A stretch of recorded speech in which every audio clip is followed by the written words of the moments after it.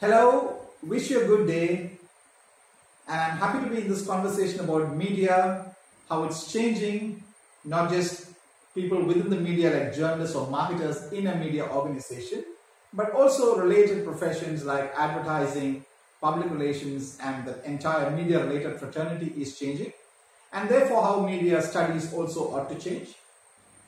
I've been in this profession for pretty long.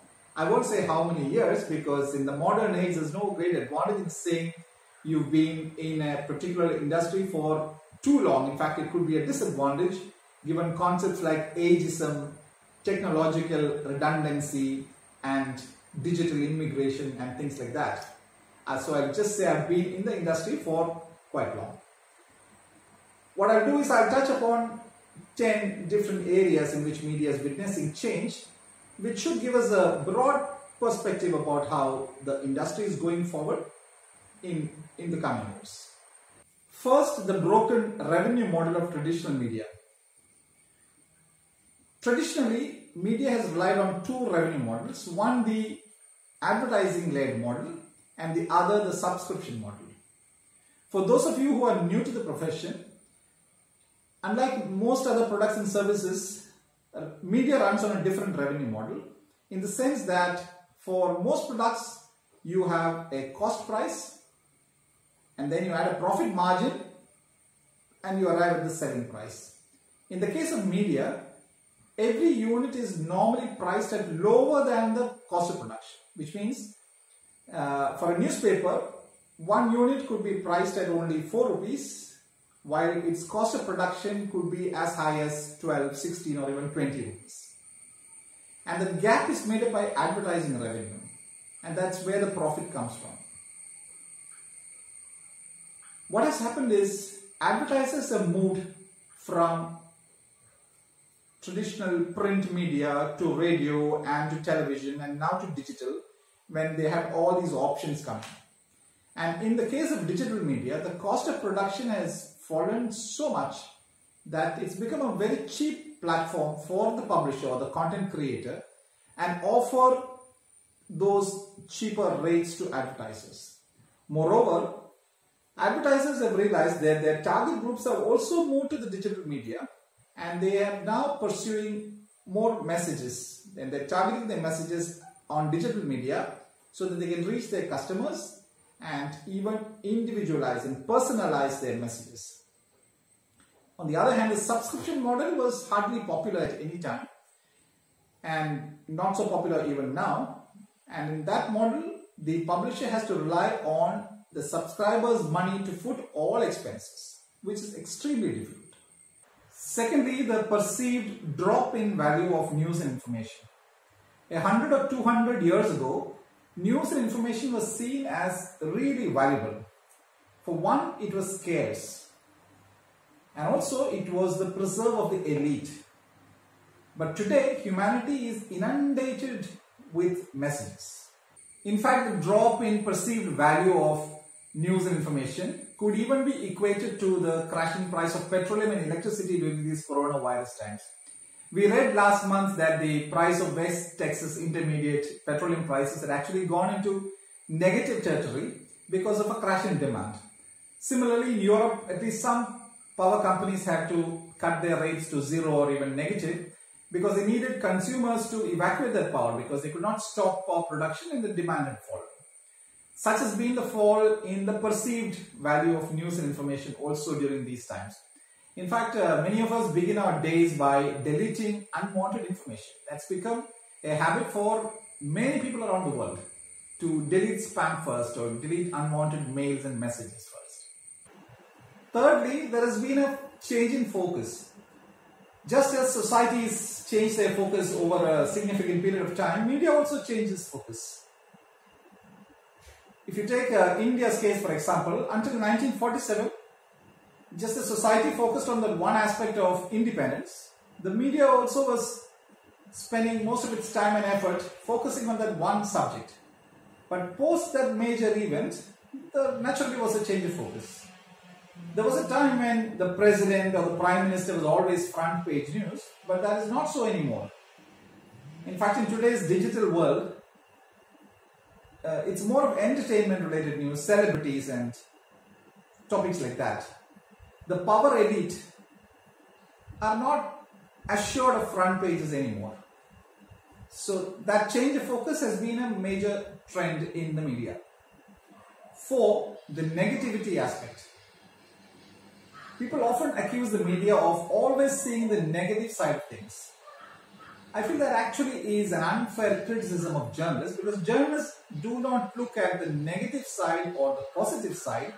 They actually look at what is different. Sometime in February this year, when I was giving a talk to senior managers of a national level corporate, somebody asked me, why do you always look at the negative side of things? You see a pothole on the road, you don't see 5,000 kilometers of express highways. Well, I said, at that time, coronavirus was actually just making news in India. I told him we can choose not to cover coronavirus and say that 7 billion plus people are healthy and safe, and only hardly 3,000 people have died in China, so we could just ignore that. I'm sure that person would agree today that indeed those 3,000 deaths was something different and it ought to be covered, and it now is affecting the lives of each one of us. So it's not a deliberate attempt to look at the negative, but we're only looking at things that are different, that goes against the general pattern, and that's what sells also. In fact, a study in 2014 across 10 newspaper titles in the US covering 711 page leads showed that bad news sells far more than good news. Obviously, then the media would focus on those things that the general public may find negative and yet would want to consume more. Number 5, mainstream media versus social media. There is such a big divide between the two, and social media is now almost projecting itself as the armor bearers of truth, indirectly implying that mainstream media are a little more diplomatic and pro-government generally. There is some truth to it, because mainstream media are the beneficiaries of government advertising money.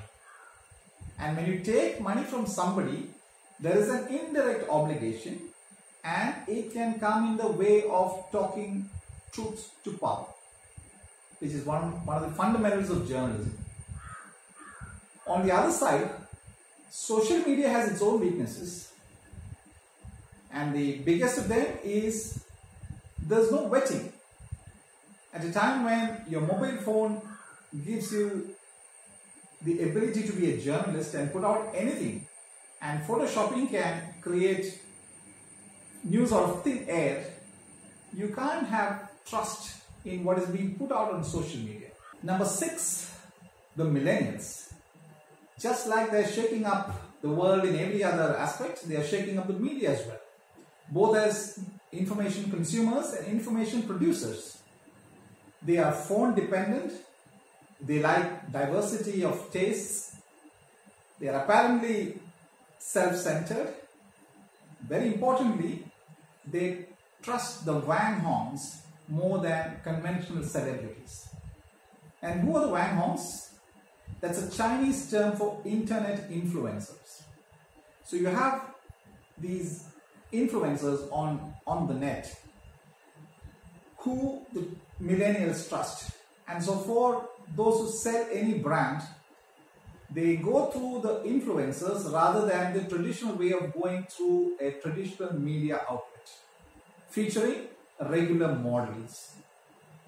So when you sell a particular gadget or a toy or a snack meant for a child, today's brands approach the internet influencer or a Wang Hong, whose trust millions of people have via the net.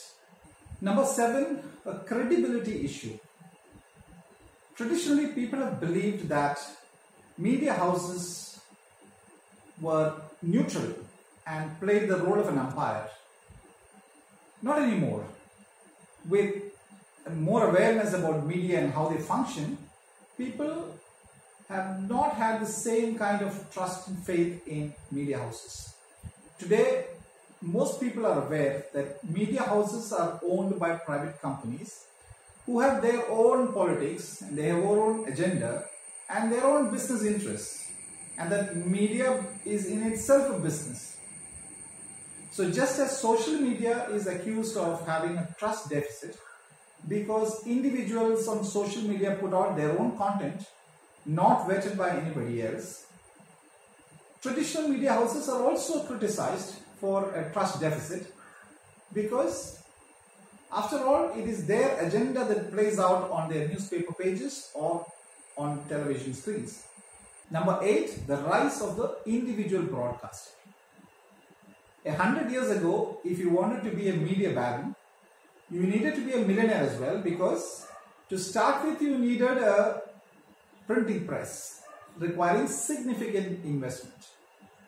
Cut to today, and almost anybody with a mobile phone can be a successful individual broadcaster with even a large following, and it has completely changed media equations within society.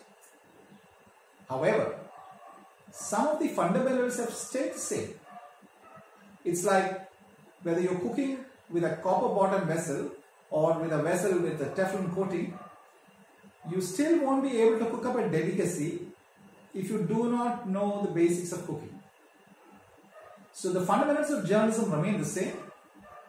You need to focus on things like accuracy, curiosity, fact verification, independence, transparency, and things like that.